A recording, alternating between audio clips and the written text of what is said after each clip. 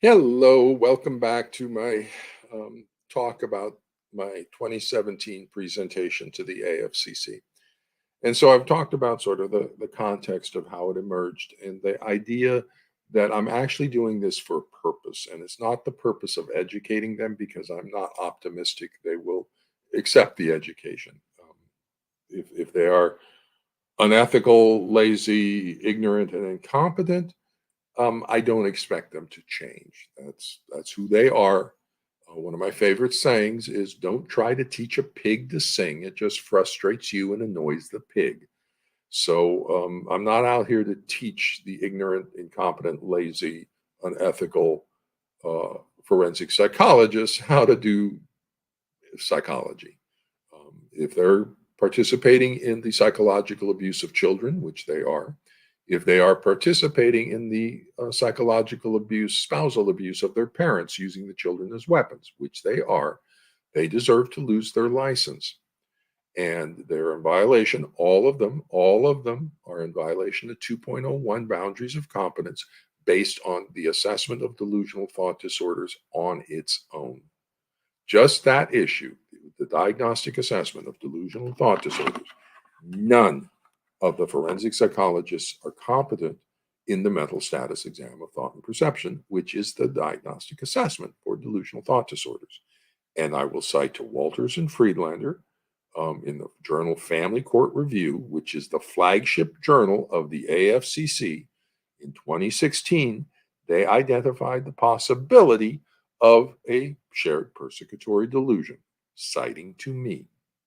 And so, off of that single quote, or those two quotes from Walters and Friedlander in their article, all forensic psychologists should be aware that a possible shared persecutory delusion is a differential diagnosis.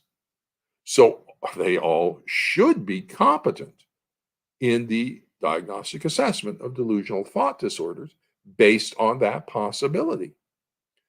None of them are, because the only place you get competence in the assessment of delusional thought disorders is working schizophrenia. I have 12 years working schizophrenia where I was trained annually in the diagnostic assessment of delusional thought disorders. I have that competence. Standard 2.01 C or D or something, C, I think it is, says that if you're in a new area, such as delusional thought disorders, that you're not competent in, but you're going to do that anyway for whatever reason, you need to get consultation. So they should all be consulting with me. None of them are. 2017, I gave them my consultation and 4 slides that were the focus of that. All the other slides was simply educating the ignorance of the psychologists I was talking with. So let's be clear on that. I have to educate them before I can have a professional discussion with them. So the first slides is educating the ignorance of the psychologists so that then I point out to them that there are 4 requirements for professional competence. 4 slides. So it's family systems, personality disorders, attachment, and complex trauma, and the replication, the reenactment of trauma. And so they have to be competent in all 4 of those domains, required by standard 2.01. And none of them are, and none of them care. And there's no motivation for them to self-learn. And so all you parents are saying, "No, Dr. Childress, do more, do more, do more." No. Okay. The motivation has to come this direction. They have to want the information. If I'm just trying to give them, and it's just falling on the ground. Where's the motivation from their part, which should be there based on ethical standards? So I wasn't there just to improve my standing or anything. I was there for a purpose of putting them on notice, not because I expect they would do something in 2017, but because in 2013, I'm going to be able to tell you right now that they've been on notice the entire time. I've done my due diligence. Where are they? That puts them on a class action lawsuit if You guys can figure that out, attorneys. Maybe it doesn't fit in the law. I don't know. I think a RICO could apply, but again, I'm not a lawyer. But my job as a clinical psychologist and as your ally in this is to provide the documentation from clinical psychologists if the lawyers ever want to sue the AFCC and APA and licensing boards, all the 50 states, because the 50 states are the ones that are responsible for the licensing boards. So now you got all 50 states, the AFCC and the APA on a class action lawsuit for negligence in their oversight of the situation. So this 2017 presentation was my providing them with notice, and then we have a period of time where we get to see their response. So what was their response to this information from Dr. Childress regarding ethical standards of practice? They withdrew the continuing education units for all the participants. So if Dr. Childress goes back and tells them about their requirements for professional competence, they pull the continuing education units for all the psychologists who heard that information. They don't want to know. They don't want to solve this pathology if that's their response. Instead of inviting me to talk, instead of consulting with me, instead of saying, hey, Dr. Childress, how do we solve this in the family courts? They can offer up, 3 slots to an APA or to an AFCC national convention to Dr. Childress. I can talk about the diagnostic assessment. I can talk about boundaries of competence, and I can talk about treatment issues. 3 seminars. If they want them, invite me. They don't want me. Last time I talked to you, you didn't even give CE units to the people who talk that level of, you don't want my information. Why did they take the CE units away? Those are given out like candy at these national conventions. Nobody ever pulls them because Jean Mercer, who's an experimental psychologist, she's never been licensed. She's never had the coursework to be a clinical psychologist. So in order to be licensed, you have to take a special type of doctorate degree. It's a doctorate degree in clinical psychology. Her doctorate degree is in experimental psychology. If you look at her vita, and under Lester, which was her name at the time of her actual research, she's in perceptual research, these various illusion kinds of things. She's not working in any clinical domain. She's an experimental psychologist at a small college, okay, teaching general education courses and doing her experiments on perceptual stuff.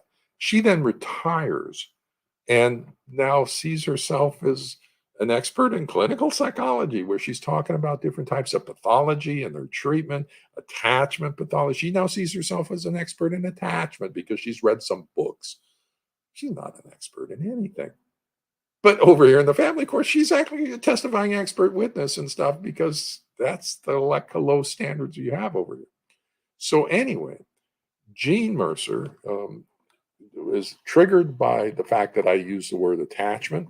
And oh my goodness, is she triggered by Dorsey Pruter and the 4-day workshops.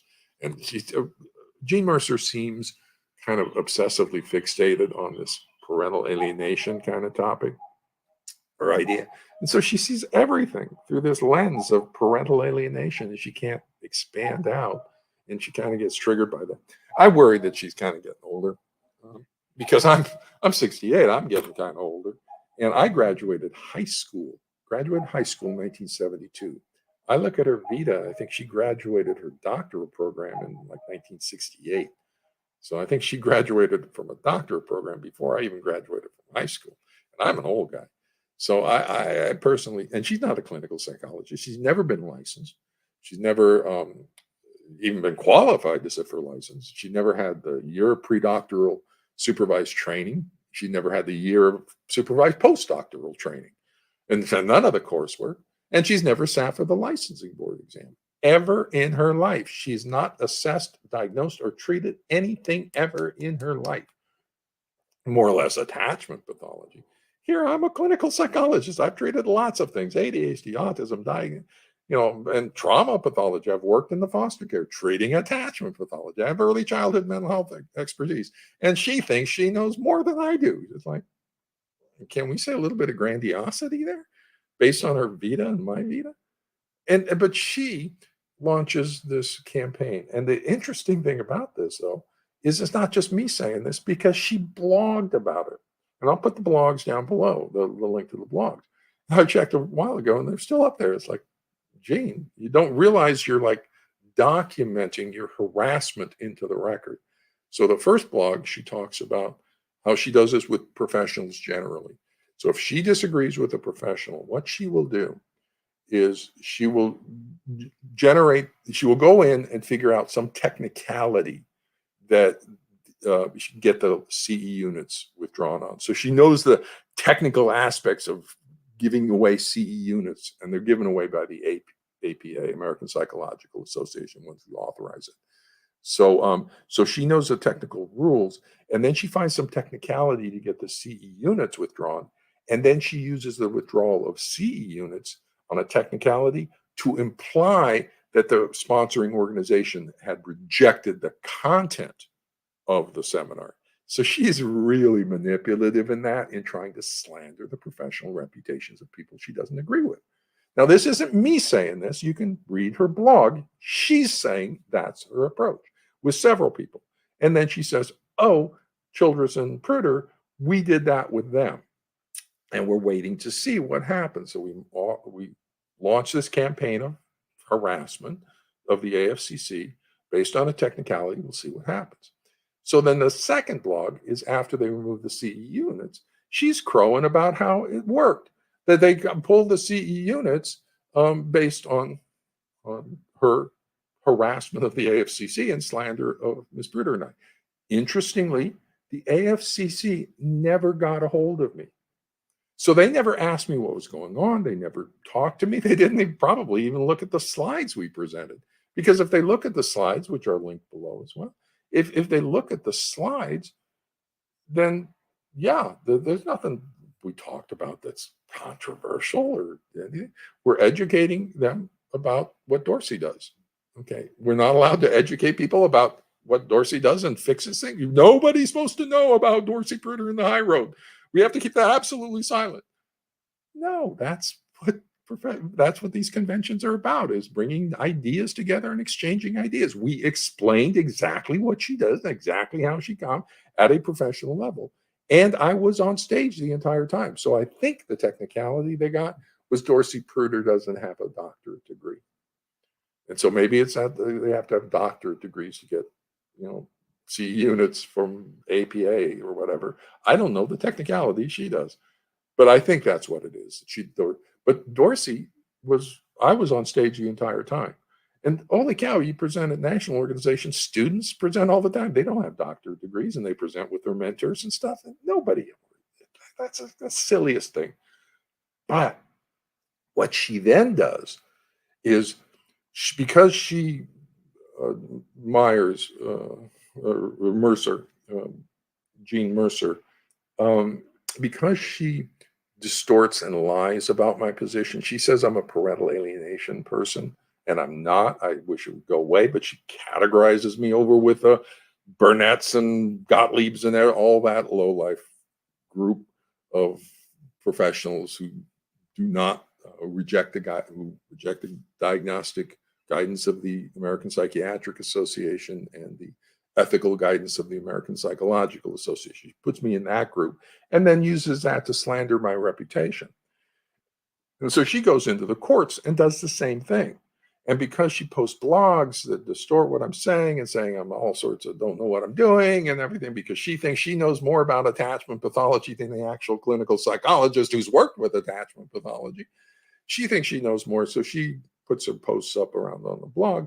And then opposing counsel goes and finds her, because that's the only person that argues with Dr. Childress and takes a different position, because she's like in a little bit of an altered reality. By the way, I have a defamation attorney on retainer, kind of specifically for her, because if she continues a slander of saying I'm a parental alienation person, she can get a letter for that. They're saying stops defaming my professional reputation. I do not believe in parental alienation. It does not exist. Stop telling people that's what I believe. And then slandering me with all this stuff. So So she wrote two blogs that describe what she does.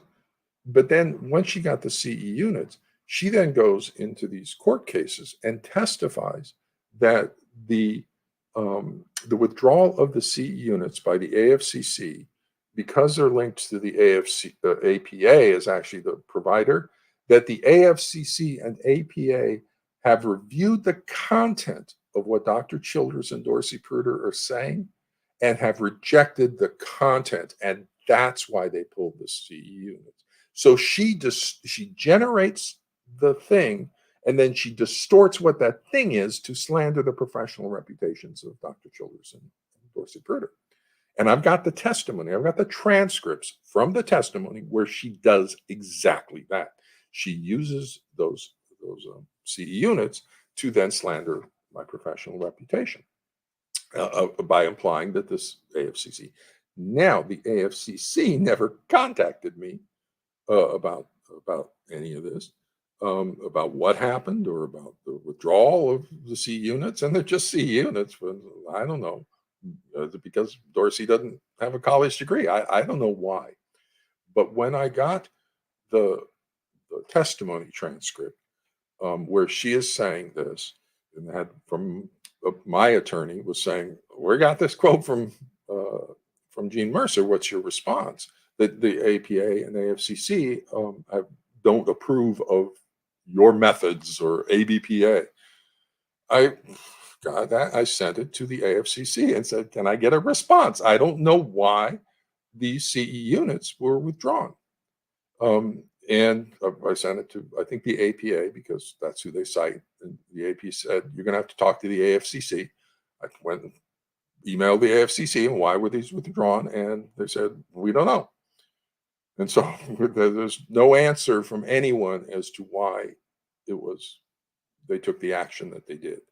And personally, I think there's some potential legal stuff about asking them to correct the defamation of my character that's being offered out there, that they didn't review content, that they didn't, and this was a technical issue. But I think it's going to be a small point, and I'm not really that focused on it at this point in time. But that indicates what happens out here.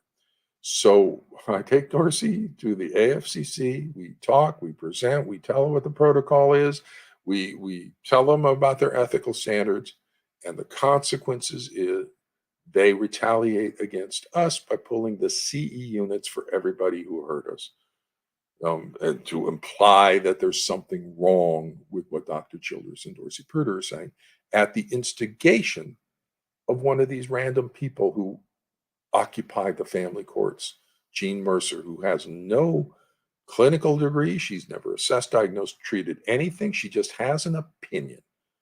And that indicates an interesting feature of the family courts, that she's brought in as a testifying expert witness when she's just a random person who asserts she's an expert in things. Bill Burnett asserts he's an expert in things. Gottlieb asserts she's an expert. So everybody over here simply says, "I'm an expert," and you people believe them.